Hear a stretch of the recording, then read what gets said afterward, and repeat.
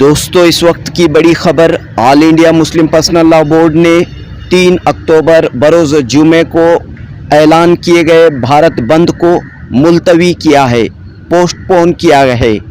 لہٰذا 3 اکتوبر بروز جمعہ بھارت بند نہیں منایا جائے گا۔ آل انڈیا مسلم پرسنل لا بورڈ نے اپنے تحریری بیان میں کہا ہے کہ وقف ترمیمی قانون پر اعلان کردہ بھارت بند مؤخر، نئی تاریخ کا اعلان جلد۔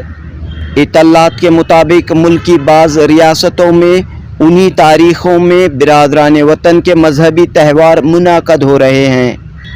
اس لیے آل انڈیا مسلم پرسنل لا بورڈ کے صدر حضرت مولانا خالد سیف اللہ رحمانی کی زیر صدارت عہدیداران بورڈ کی ایک ہنگامی میٹنگ ہوئی، جس میں پوری صورتحال کا جائزہ لینے کے بعد فیصلہ کیا گیا کہ 3 اکتوبر کو ہونے والے بھارت بند کے پروگرام کو سر دست مؤخر کر دیا جائے۔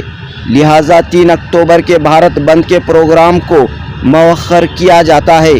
انشاءاللہ آئندہ تاریخوں کا جلد ہی اعلان کیا جائے گا۔